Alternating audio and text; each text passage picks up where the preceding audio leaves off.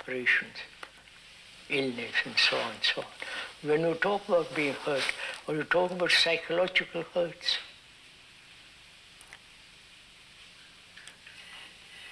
yeah, I'm wondering how it is that when a person comes into my office. This is one of a series of dialogues between J. Krishnamurti, David Bohm, Rupert Sheldrake, and John Hidley.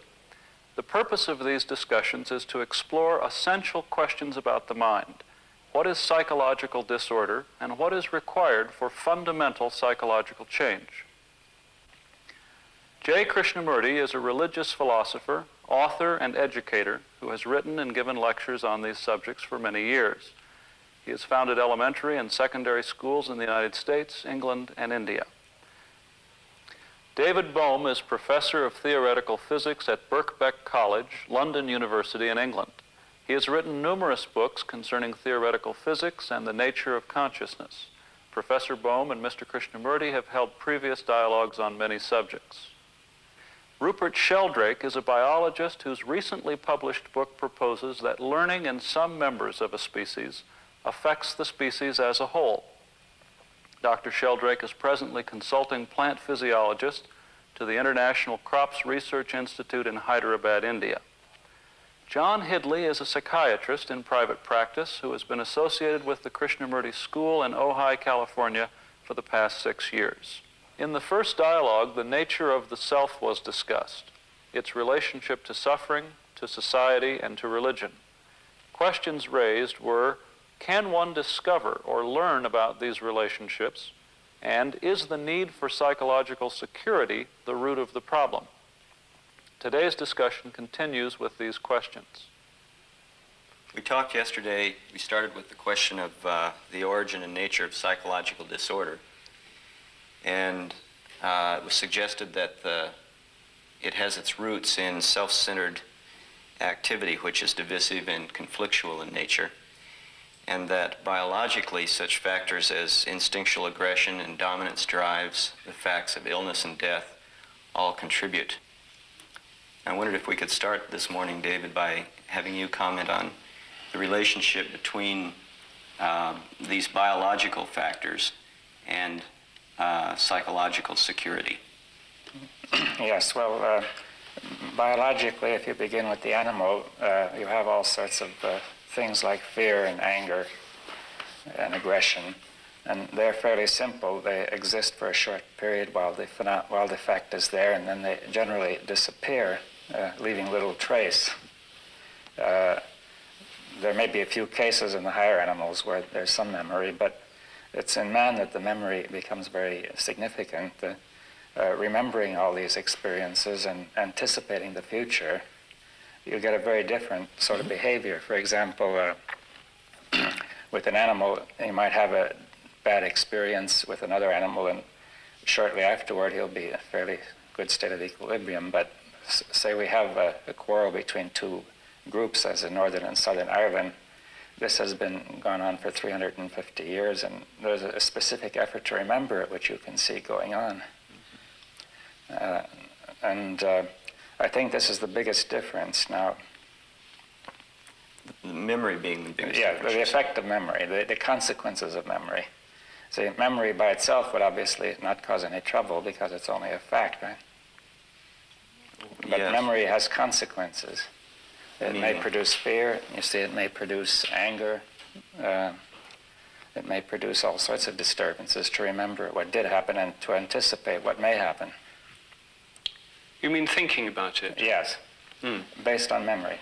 I mean, obviously the animal that's been attacked by another animal remembers in the sense that when it sees the other animal again, it's afraid. Yeah. But probably doesn't think about it in between. Yes, it can't form an image. You see, I don't believe that most animals can form images of the other animals, and I can base that on experience. That I have seen dogs fighting very hard, and as soon as you turn the corner, the dog sort of forgets what happened. He's disturbed, but he doesn't know why he's disturbed, you see.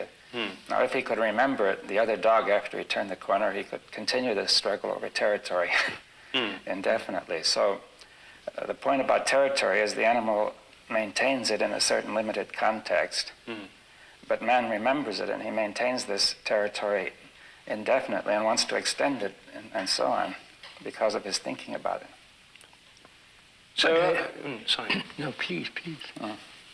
So are you suggesting that the basis of the specifically human kind of pain and suffering, over and above the kind of suffering we see in the animal kingdom, is this ability to remember, to brood over, to think about these Yes, the animal may have some of that. I've seen examples on television of a deer who lost its doe and it was pining away in the wild, but I think it's limited. That is, there's some suffering of that kind in the animal world, but with man it's enormously expanded. It seems limitless. Yes, I think the major point is that with man, the thing can build up like a tremendous explosion that fills his whole mind, you see, and it can become the major motive in life, you see, to remember the insult and to, to revenge the vendetta of families over many generations. And to remember the bad experience you've had with somebody and to be frightened of what's coming back, the examination that the child may be frightened of or something like that. But have you answered his question, sir? Which is? Which was? How does the biological fact of illness or death or instinctual drive result in a psychological problem or disorder? Oh, by thinking about it, I say that the biological fact is not a serious problem in the long run, but as soon as you begin to think about it, and not merely think about it, but make images about it along with that thought, and to revive the memory and anticipate the feeling of the future. And while you are thinking, then it becomes a very serious problem because you can't stop it, you see. You will never attain security by thinking about it, but you're constantly seeking security see, the purpose of thinking is to give you security in practical affairs, Yes. technical affairs. Now, therefore, you're doing a similar sort of thinking, saying, how can I be secure against the possibility of suffering again? And now that, there's no way to do that. You may take technical steps to make it unlikely, but as you think about it, you begin to stir up the whole system and distort the whole mental process. Well, it seems clear that by thinking about it, we stir up the emotions and the associations that are those thoughts. But we're not suggesting we shouldn't think about it, are we? Well, it depends on how you think about it. You see that this thinking gets to be directed toward giving you a sense of security. You see, an image of security. Right. I get hurt Yeah. when I'm little or sometime along the line, and it creates a fear in me, and I anticipate that kind of situation. I may not even remember the incident, Yeah. but I want to avoid it in the future. Yes, and now the point is that the mind is always searching for how to avoid it, and searching out thoughts, images. Saying that fellow is the one who did it, I must keep away from him. Coming to conclusions, and if any conclusion gives you an image of security, then the mind holds on to it, right? Without actually any basis. Could you elaborate on that a little? Well, if you've had, if you've had a bad experience with somebody, you may conclude that you should never trust him again, for example. Well, that might be quite wrong. But the mind is so anxious to have security that it will jump to the conclusion that it's not safe to trust him. Right? Now, if you find somebody else who seems to treat you well and reassures you and flatters you, then it may jump to the conclusion you can completely trust him. Now, the mind is now looking for thoughts that will give it good feelings, you see, because the feelings of the memory are so disturbing to the whole system that the mind, its first function is to make the mind feel better rather than find out what is the fact. Okay, so we're saying that at this point the mind isn't interested in what's true, it's interested in getting secure. Yeah, it's so disturbed that it wants to come to order first, you see, and it's adopting a wrong way as I see it. The wrong way being? To think about it and try to find thoughts that will make it feel better. So you're saying the thoughts themselves are taking the, in some sense, taking the place of reality, that it's trying to get thoughts. The person is trying to get certain thoughts in his head that make him feel better. Yeah. And that's self-deception, you see. But what makes you think that the primary drive is for security? Oh, we discussed that yesterday, of course, but, well, I wouldn't be sure that's the only primary drive, but it's obviously, for the animal, it's a very important drive to want security. Right? We also want pleasure, I think that's another drive, which are closely related. But to come back to this question of security, in its limited forms, security is clearly one goal that we have. I mean, people like to have houses and have them secure, and cars and possessions and bank balances and that kind of thing. But there's this factor that comes in when you've got that. There are two things that come in. One is maybe the fear that you lose it, but the other is boredom with the whole thing and the craving for excitement and thrill. And this doesn't seem to fit within this model of this primary and central craving for security. Well, that's why I said it's only one of the drives, right? That there's also the drive toward pleasure, as an example, and much of what you said is included in the drive toward pleasure, right? Well, I'm not so excitement sure. is pleasurable. I mean, people hope for pleasure and excitement rather than pain, or as a rule. But don't you think there's a pleasure in itself in curiosity, and there's a sense of freedom and discovery that you can get from certain kinds of exploration, which is neither just straightforward pleasure, it's not a repetitive kind of pleasure, nor is it security. Yes, well, I didn't want to say that all our drives are caught in this thing. You see, I said that if you think about them and base them on memory, then they're going to get caught in this problem. Now, there may be a natural, free interest in things, which could be enjoyable, and that need not be a problem, right? But if you were to become dependent on it and think about it and say, if I don't have it, I become very unhappy, then it would be a similar problem. But could we go into the question, what is security? What does that word convey? Apart from physical security. I would have said invulnerability. Not to be hurt. Not to be hurtable. Not to be able to be hurt. Not to be able to be hurt, and not to hurt. Physically, we are all hurt, some one way or another. Operations, illness, and so on and so on. When you talk about being hurt, or you talk about psychological hurts,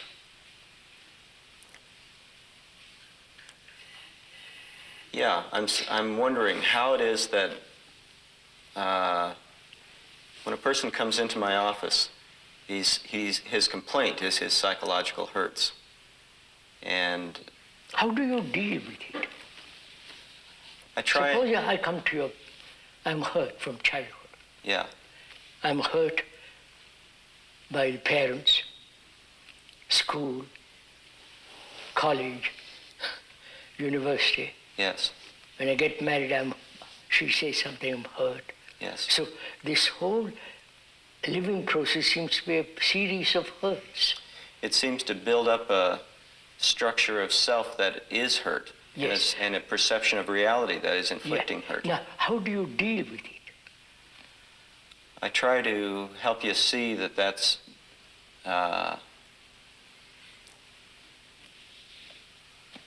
I try to help you see how you're doing it. What do you mean, how do you? Well, for example, if you have built up in you the notion that you're one down, or that you're the victim, then you perceive yourself to be victimized, and you perceive the world to be a victimizer. And I help you realize that that's what you're doing. But by showing me that, will I get rid of my hurt? My hurts, very deep, unconscious hurts that have make me do all kinds of peculiar actions, neurotic. Well, if you don't just isolating myself. Yes. It appears that people get better, that they realize that they are doing it. And in some local area, it seems to help. No, but aren't you concerned, if I may ask, with not being able to hurt at all? Yes. What do you mean by that? Not hurting somebody else or not hurting, but being hurt inside of you? No, I may hurt others unconsciously, unwillingly, but I wouldn't hurt voluntarily somebody. Yeah, you really don't intend to hurt anybody. Yeah, I wouldn't. Well, maybe not, but I don't see the connection between not hurting other people and not being hurt oneself. Or at least I'm sure there must be one, but it's not obvious. And most people's view of the best way not to be hurt would be to be in such a position that you can hurt others so much they'd never dare. And this is the principle of nuclear retaliation. I mean, this is a very common principle. Yes, and so it's not obvious that not hurting others is related to not being hurt oneself. In fact, usually it's taken to be the reverse. It's usually assumed that if you're in a position to hurt others very much, you'll be very secure. Of course, I mean, if you're a king or a sannyasi or one of those people who have built a wall around themselves. Yes. Naturally, you could never hurt them. Yes. But when they were children, they were hurt. Yes.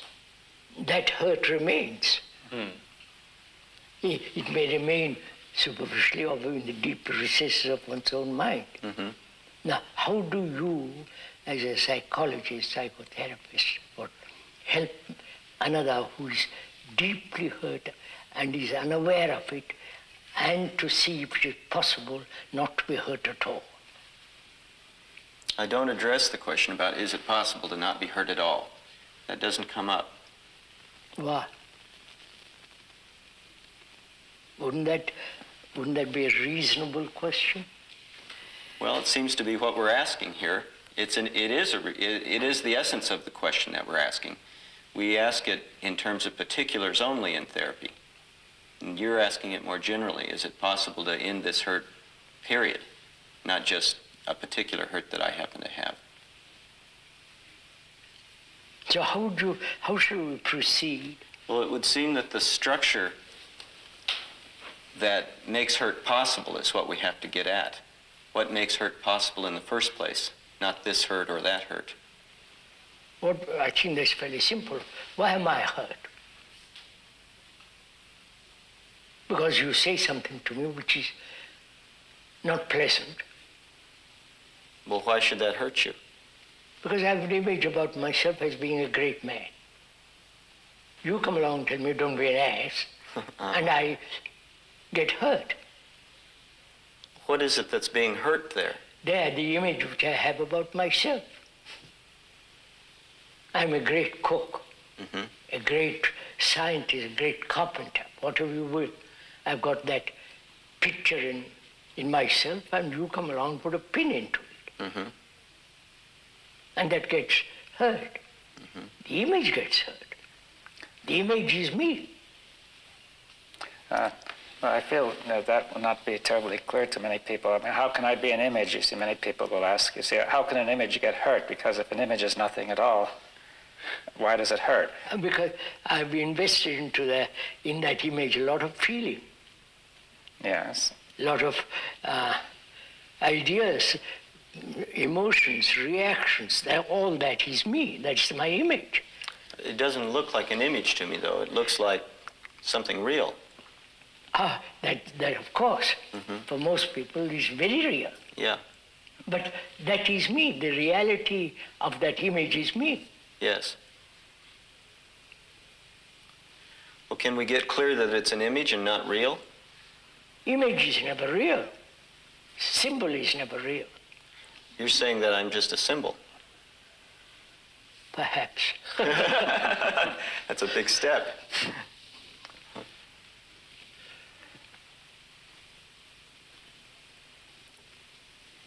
From that arises the question whether it's possible not to have images at all.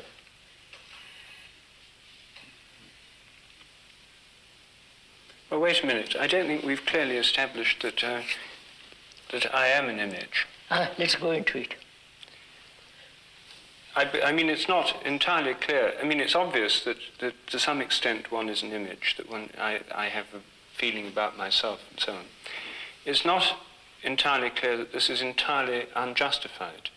You see, certain aspects of it may be exaggerated, certain aspects may be unrealistic. But, you see, one approach would be, well, we've got to shave off these unrealistic aspects, pare it down to a sort of reasonable size, and then that which remains would be the real thing. So are you raising the question, what am I? Well, I suppose so, yes. Yes, basically. What are you? Mm.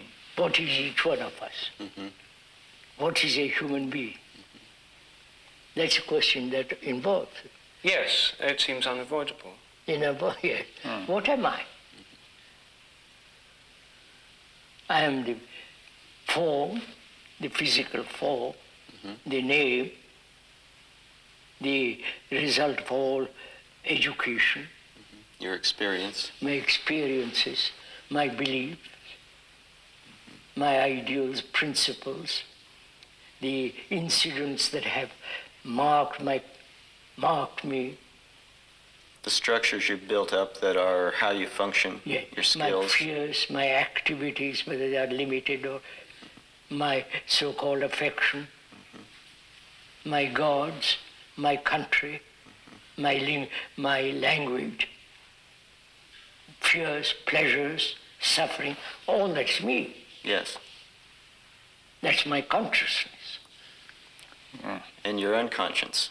That's my whole content of me. Okay.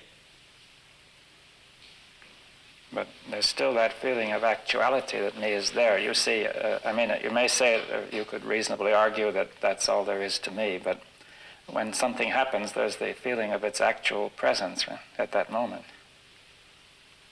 I don't quite follow that. Well, you see,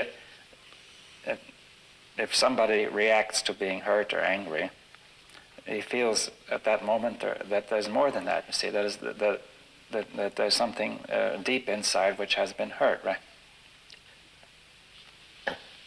I don't quite see what is... my image can be such a deep... that's my image at all levels. Yes, So I have an image about myself, suppose, that I'm a great poet, or a great painter, or a great writer. Apart from that image, as a writer, I have other images about myself. I have an image about my wife, and she has an image about me. There are so many images I've built around myself. And the image about myself also. Yes. So I'm a bundle of images. Yes, I understand. Partial. Yes, that you're saying that there's nothing but this bundle of images. Of course. But this will, the question is, how are we to see this as an actual fact? You see, that is... But wait a minute, there is something about this bundle of images. I mean, I'm sitting right here now, seeing you and all the rest of it. Now, I have the feeling that there's a center of action or center of consciousness which is within my body and associated with it, which has a center, and it's not you, and it's not you, it's not David, it's me. And associated with this center of action, my body, sitting here, is a whole lot of memories and experiences, and without those memories I wouldn't be able to speak, to talk, to recognize anything, and so on. So there seems to be some substance to this image of myself. I mean, there may be false images associated with it, but there seems to be a reality which I feel as I sit here. So it's not entirely illusory. Are you saying that you are totally, basically different from the three of us? Well, I'm in a different place, and I have a different body. Of course. And in that sense, I'm different. Of course, I admit that. I mean, you're tall, I'm short, or I'm brown, yes. You're black, or you're white, or you're pink, or whatever it is. Now, at another level, I'm not basically different in the sense that we can all speak the same language and communicate, so there's something in common. Yes. And at a purely physical level, all of us have a lot in common with each other, the same kinds of enzymes, chemicals, and so on. And those, indeed, hydrogen atoms, oxygen atoms, we have in common with everything else. Yeah. Now, is your consciousness different from the rest? Conscious, not bodily responses, bodily reactions, bodily conditioning. Is your consciousness, your beliefs, your fears, your anxieties, depressions, faith, all that? Well, I would say that many of the contents of my consciousness, or many of the beliefs, desires, etc., I have, other people also have. But I would say the particular combination of experiences, memories, desires, etc., I have are unique, because I've had a particular set of experiences as you have and as everyone has, which makes a unique combination of these different elements. So is mine unique? Yes. So is exactly. But the uniqueness makes it all common. It's no longer unique. That's a paradox. It's not immediately clear. Why isn't it clear? I mean, everybody's unique, right? Yes, we're all unique. I question that. But we're not unique in the same way. I question. Otherwise, the word unique becomes meaningless. What? Otherwise, well, if we're unique, each of us is unique. We have a unique set of experiences, environmental factors, memories, etc. That's, you just now said, that's common lot to all of us. Yes, we all have it. But what we have is different. Yes, you brought up in England, yes. And perhaps another brought up in America, another brought up in Chile. We all have different experiences. Yes. Different country, different views, different mountains and so on. Yes. But apart from the physical environment, linguistic differences, and accidents of experience, but basically, fundamentally, deep down, we suffer. We are frightened to death. We are anxious. We are agonizing about something or other. And conflict, that's the ground on which we all stand. But that doesn't seem a very startling conclusion. No, it is not. But I think, say that what you're saying really implies that what we have in common is essential and fundamental rather than just superficial. You see, now I've talked with people about this, and they say everybody agrees we all have these things in common, but sorrow, suffering, and so on are not so important. The really important point are the higher achievements of culture and things like that, as an example. Maybe the distinction is between the form and the content. Our contents are all different, and they have similarities and differences, but maybe the form is the same, the structure. I would say content are the same for all human beings.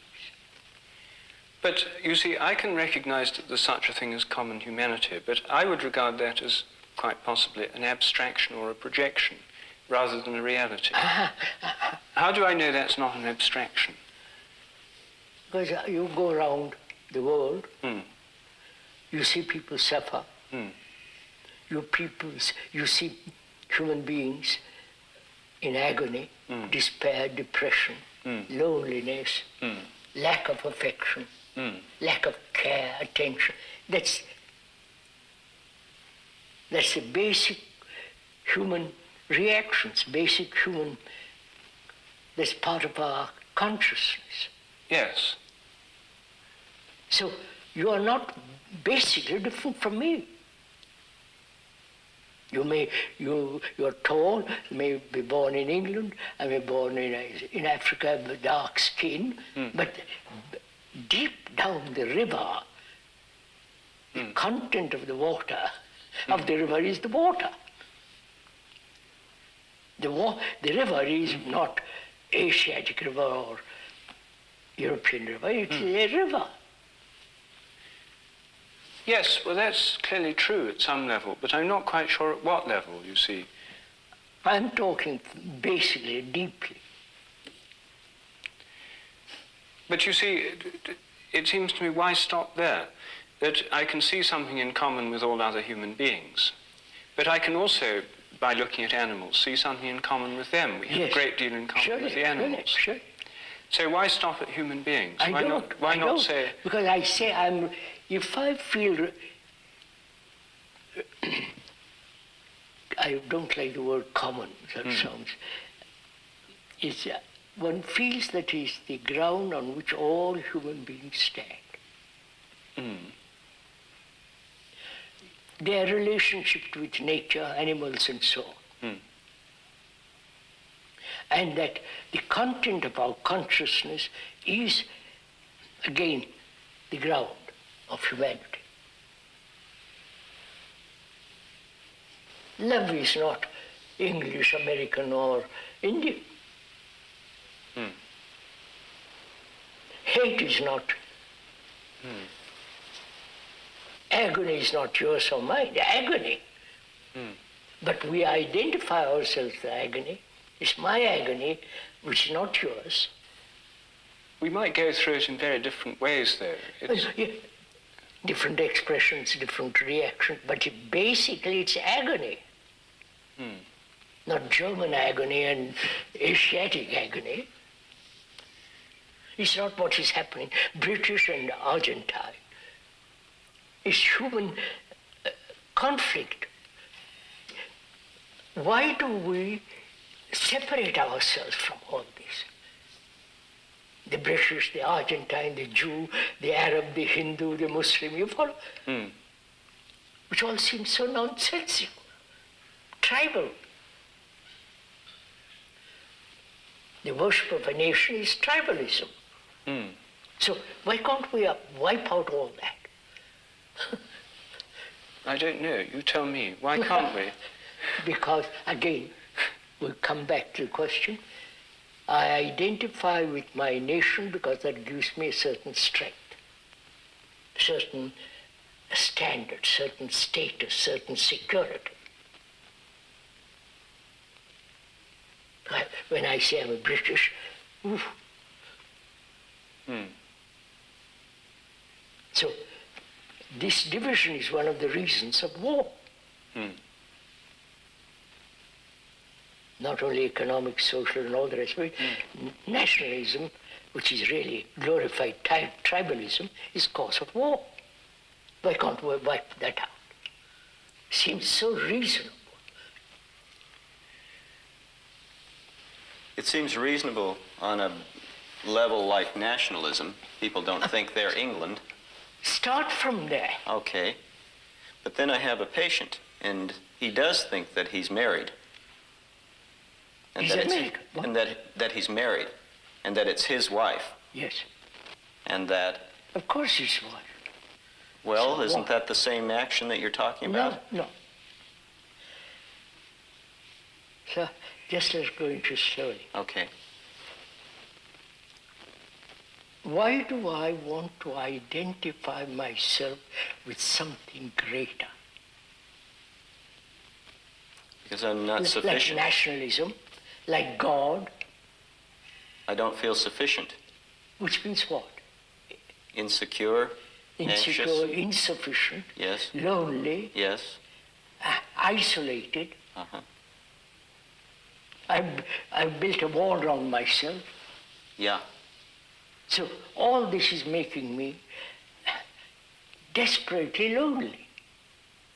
And out of that conscious or unconscious loneliness, I identify with God, with nation, with Mussolini, doesn't matter, Hitler, or any religious teacher. Okay, or I get married, I have a job, I make a place for myself. Yes. And that's all also identification. Yes. Why do we want to identify with something? No, basic question is why do we want roots? To belong. To belong. Which is also implied to become. Yes. So this whole process of becoming. From childhood, I'm asked to become. Mm-hmm. From the priest to the bishop, bishop to the cardinal, cardinal to the pope. Mm-hmm. In the business world it is the same. Mm-hmm. In In the spiritual world it is the same. I am this, but I must become that. Okay, what I am is Why not this? sufficient. Why do we want to become? What is it that's becoming? I don't. Sorry. Well, and the obvious reason for wanting to become is a feeling of insufficiency, inadequacy in the state that we are. And one of the reasons for this is that we live in an imperfect world. Our relations with other people are imperfect. We're not content for a variety of reasons with the way we are. So the way out of that seems to be to become something else. Yeah, so why not? You see, that means escaping from what is. Yes, but it may seem that what is something we have a need to escape from, because there's something wrong So why with not? it. All right, take the usual experience. I'm violent, and I have invented non-violence, right? And I'm trying to become that. And I'll take years to become that. In the meantime, I'm violent. So I've never escaped from violence.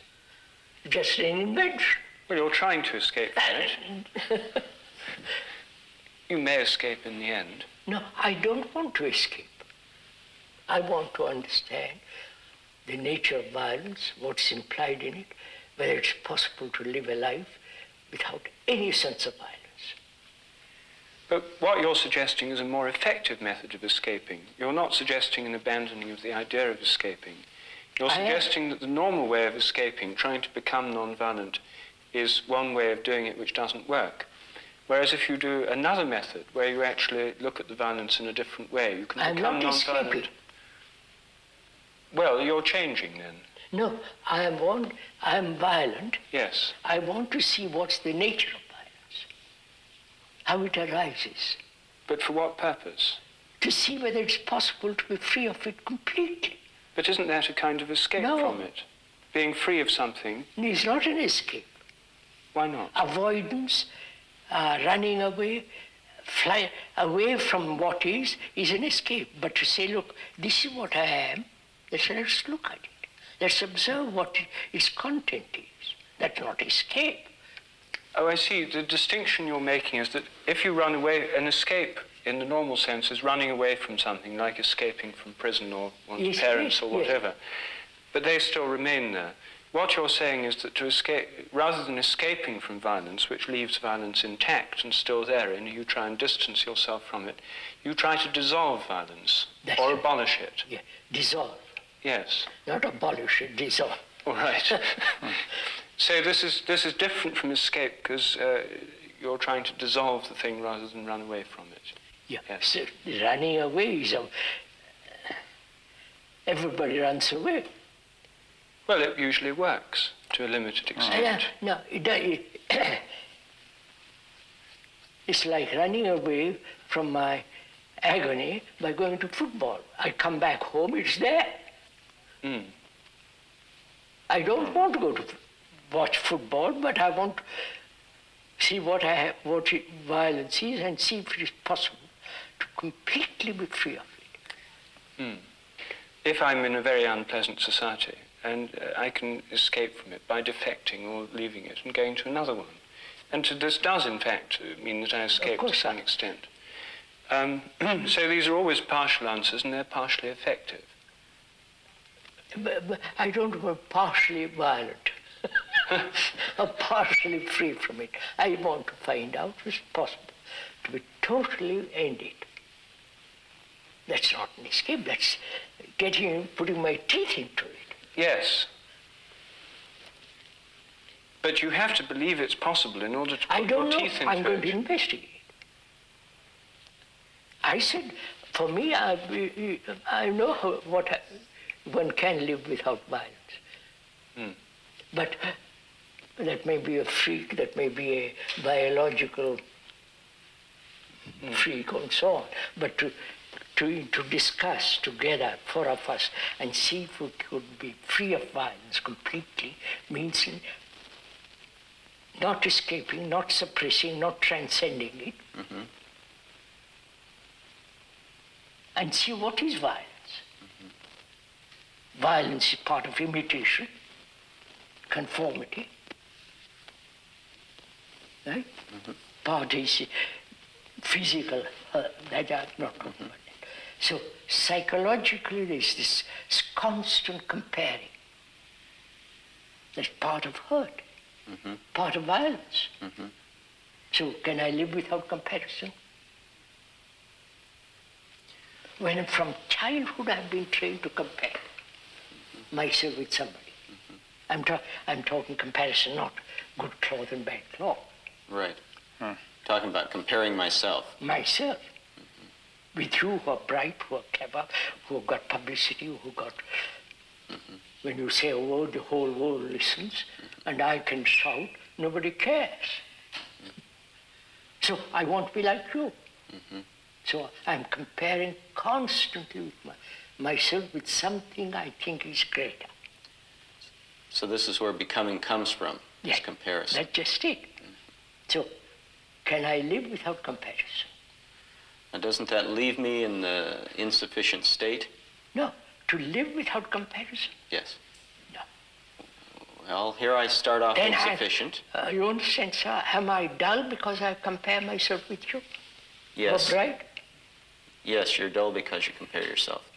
If by comparing myself with you, who are bright, who are clever, I become dull. I think I'm dull. Yes. But if I don't compare, then I am what I am. Well, you may not compare, but I may compare. I may say, you're dull. All right. I say, all right. You say you're dull. I say, am I? I want to know, what does it mean? Does it mean he's comparing himself with me, who is, you follow? See, the reverse of it. It'd be very frustrating, that. Yes. I mean, if one compared oneself with somebody and said, you're dull, yes. And then they said, what does dullness mean? Yes. The other day, after one of the talks in England, a man came up to me and said, sir, you are a beautiful old man, but you're stuck in a rut. I said, perhaps, I don't know, we'll go into it. So I went up to my room and said, am I? Because I don't want to be stuck in a rut. I may be. So I went into it very, very carefully, step by step, and found, what does a rut mean? To stick in a groove along a particular line? Maybe. So I watch it. So observation of a fact is entirely different from the escaping or suppression of a fact.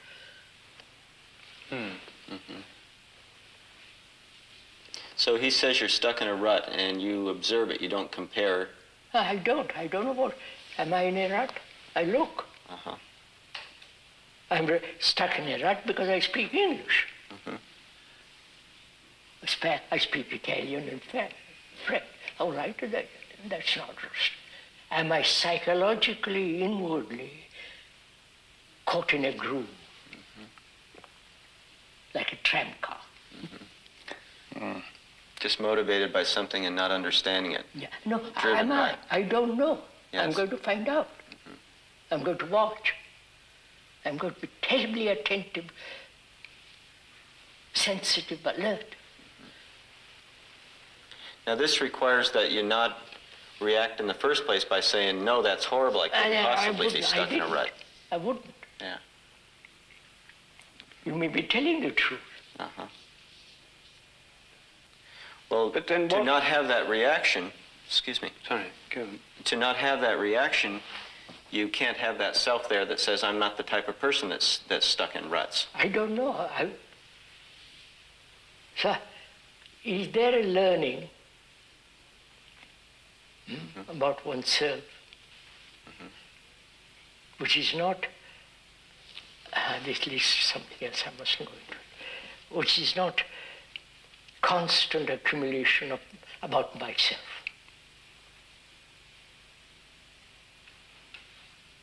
I don't know if I'm making myself clear. Yes. You're saying that... I observe myself. And I've learned from that observation, something. And that something is being accumulated too all the time by watching. I think that's not learning about yourself. Yeah. It's being concerned with what you think about yourself. Yeah, what you think about yourself, what you have gathered about yourself. Yeah. It's like a river that's flowing. You have to follow it. Uh-huh. I mean, that leads somewhere else. Let's get back to it. Well, no, maybe this is part of the question we're asking, because we start with, how does this disorder occur? And Yes, sir, you let's say stick to that. it occurs because I have the image of myself as someone who knows he's not stuck in a rut. I don't like to think that I'm stuck in a rut. And somebody says, yes, you are. But you may be. Yes. I have to be open to looking to see. Yeah, to observe. Uh-huh. But then what about this approach? Somebody says I'm stuck in a rut. I look at myself and think, yes, I am stuck in a rut. And then I can respond by saying, well, what's wrong with that? Everyone's stuck in a rut. That means you're just blind.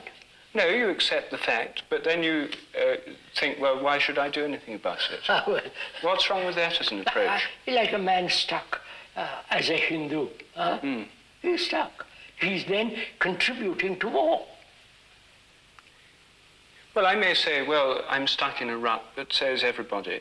It's the nature of humanity to be stuck in ruts. You see, that's it. You go off, that's the nature of humanity. Yes. But I question that. I would say everyone else is stuck in ruts. If you say that's the nature of humanity, let's change it for God's sake. But you may believe it's unchangeable. You see, what reason have I for believing that we can change it? I may think that I'm stuck in a rut, so are you, and so is everybody else. And anyone who thinks they're not is deceiving themselves. Is cheating themselves. Yes. I may cheat, so I begin to inquire, am I cheating myself? I want to be very honest about it. I don't want to cheat. I don't want to be a hypocrite. But you may not be a hypocrite. You may think I am stuck in a rut, and you may be a pessimist. You see, the alternative to being a hypocrite is a pessimist, or one alternative. No, I'm neither a pessimist or an optimist. I say, look, am I stuck in a rut? I watch all day. And you perhaps conclude yes. But then you can take the pessimistic course and say, yes, I am, but so what? Oh, yes, if you prefer that way of living, go ahead. But I don't want to live that way. Well, the person who comes into therapy usually comes with both sides going on at the same time. He says that I have this problem which I want to be free of. I don't want to be stuck in a rut. On the other hand, when it gets down to really looking at that, he doesn't want to look at it either, because it becomes uncomfortable. Of course. Yeah. So, to come back to our original question, the world is in disorder. Yes. Human beings are disorder. And we describe what is disorder. And is there a possibility to live free from disorder? That's a real basic question. We said as long as there is this divisive process of life, I'm a Hindu, you are an Arab, I'm a Buddhist, you are a Muslim, I'm British, you are Argentine, and so on, there must be conflict, war. My son is going to be killed. For what? Or as long as I identify on a personal level with my job or with my family or so on, there will be pain. Of course. It's the same process. So, is it possible to have, without identification, responsibility? If I'm not identified, will I even go to work? Yeah, but I'm responsible for the lady whom I married. Responsible in the sense that I have to look after her, care for her, she has to care for her. It's a responsibility means order. But we have become totally irresponsible by isolating ourselves, British, French, follow? We handle the problem of responsibility by developing a rut that we can work in. Yes, that's it. And staying inside there.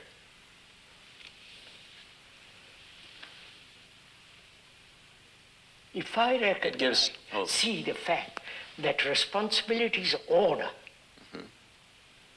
I'm responsible to keep this house clean. And you are, but we, as we all live in this earth, it's our earth, not the British earth and French earth and German earth. It's our earth to live on. And we have divided ourselves. Because in this division, we think there's security. There's stability and security. Security, which is no security at all. Well, it isn't clear. We got to go slow because I think that my job is security. I think that my family is security. You may lose it. That problem keeps coming up. Unemployment in America and in England.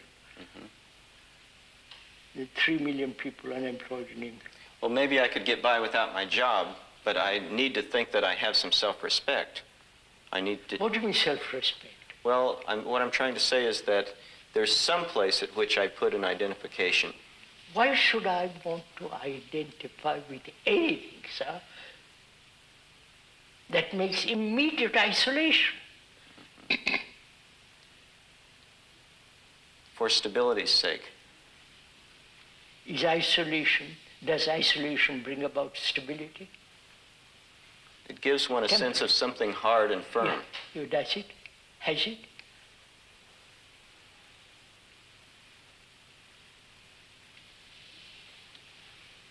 We have had, in the last 5 years, 5,000 years, nearly 5,000 wars. Is that stability? No. Why don't we well, I won't go into all that. What's wrong with us? Well, why don't we see this then? You're saying that the root of the problem is that I continue to identify with one thing after another. If one doesn't work, I just find something else. I don't stop identifying. Yes, sir, which breeds isolation. But in your example about the person that's stuck in a rut, you say, I don't have to identify. I can just step back and look at this thing and see if it's true. Yes. So you're suggesting that there is something that is not identified, something that's free to look. Now, this leads to something else. Why do I want to identify myself? Probably, basically, the desire to be secure, to be safe, to be protected, and that sense of gives me strength. Strength and purpose, direction. It gives me strength. Yeah. But this is a biological fact. Yes, and it's not merely an illusion. And if we, again, to come back to the animal kingdom, we see it there. Deer go around in flocks, birds have flocks, bees have hives, and they're identified with the hive in which they work. But the bees don't kill themselves. Species don't kill themselves. Well, they kill each other. They kill other bees that invade their hive. They don't commit suicide. They kill other ones. But we are. Well, yes and no. I mean, bees do fight other bees. Of course, that come I know into the that. hive. I've raised bees, I know. So there is, we see even in the animal kingdom, this identification with the group in the social animals. Yes, there are many social just animals. Just a minute. And we're social. Agree. Are we, by identifying ourselves with India or China or Germany, is that giving us security? To a limited extent it is. And by identifying ourselves with our families does, because this whole question of responsibility seems closely linked to it. If I identify myself with my family, feel duties and so on towards them, protect if my sister's insulted, I rush to her defense and make a big fuss about it, and threaten, if not actually kill, the people who insulted her. We have no sisters. Yes, fortunately. So, if I protect members of my family and defend them, rush to their defense, so an insult to them or an attack to them is an insult to me, so I rush to their defense. There's a reciprocal obligation on them. If I fall ill or sick, they'll feed me and look after me. If I get arrested by the police, they'll try and get me out of prison, and so on. So it does give me a kind of security. It actually works. Of course. And that's very good reason for doing it for most people. But stretch it further. From the family to the community, community to the nation, so on, so on. That's a vast process of isolating. You are English, I'm German, and we are a teacher's throat. And I said, for God's sake, this is so damn stupid. Well, it's not entirely stupid because it works to a certain extent. It is most impractical. It may work, but it's impractical. It's killing each other. Well, we haven't killed each other yet. There are more human beings than there ever have been before. So the system so far has gone on to the point where, far from killing each other, we've actually got to the point where we've got a bigger population than the world's ever seen in its whole past. So the system works only too well, for some reason.